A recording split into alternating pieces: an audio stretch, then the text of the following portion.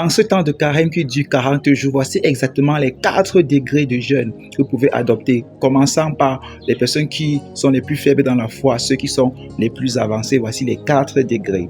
Voilà. Petite catéchèse, c'est que le carême, on dit c'est 40 jours, mais en fait c'est près de 46 parce qu'on ne compte pas les dimanches. Donc sachez qu'on ne jeûne pas dimanche parce que c'est un jour de joie. Cela dit, comme je parle du jeûne, les femmes enceintes, les personnes âgées, et les personnes malades et les enfants de moins de 12 ans pouvaient traverser cette vidéo parce que cela ne vous concerne pas. Le jeûne ne vous concerne pas. La priorité, c'est la santé. Voilà. Durant ce temps de carême, ce qui concerne tout le monde, c'est la conversion. Donc, quand je parle des 4 degrés, avant de parler des 4 degrés, sachez que ce qui est commun à ces 4 degrés, c'est que vous devez vous convertir et vous convertir véritablement. Ça ne sert à rien d'abandonner un péché parce que c'est le carême pour ensuite le reprendre, n'est-ce pas, après le carême. Voilà, et votre vie redevient comme avant. Imaginez un monsieur adultère, il laisse ses concubines, ses maîtresses, il les reprend après le carême.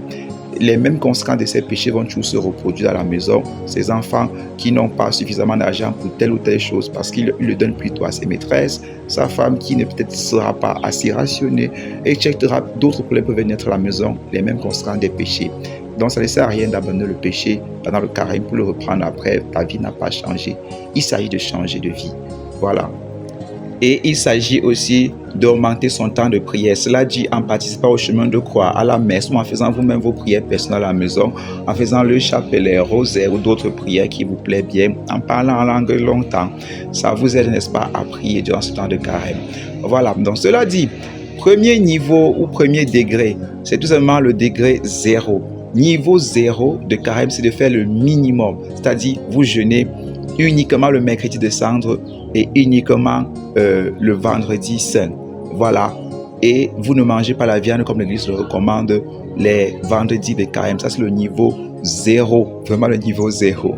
Maintenant, carême niveau débutant. Niveau débutant, vous comprenez que si on dit qu'on ne mange pas la viande vendredi saint, vous admettez aussi que c'est un jour où le Christ est mort et du coup vous privez de 1 ou 2 repas en fonction de que vous mangez 1 ou 2 repas par jour. Ou alors vous pouvez me priver de tous les repas durant cette journée de vendredi pour honorer, n'est-ce pas, ce jour-là où Jésus-Christ est mort. Ou ne jeûnez pas ce jour-là. Ça, c'est le niveau débutant. Maintenant, niveau intermédiaire dans le jeûne, c'est que en plus de ce vendredi-là, vous choisissez 1 ou 2 autres jours où vous allez jeûner durant la semaine et le 4e degré, le niveau avancé pour ceux qui ont la foi et qui sont habitués, n'est-ce pas, vous ne mangez absolument, vous sautez, n'est-ce pas, 1 ou 2 repas de lundi à samedi et voilà, vous prenez un seul repas par jour durant tous les 40 jours du carême. Vous savez que ces 46 jours, on ne compte pas dimanche parce que dimanche c'est un jour de fête. Voilà, c'est une recommandation. Pourquoi est-ce qu'on ne jeûne pas dimanche? L'Église le recommande en fait dans le canon 55 par là, 50 ou 55, le canon 20, voilà.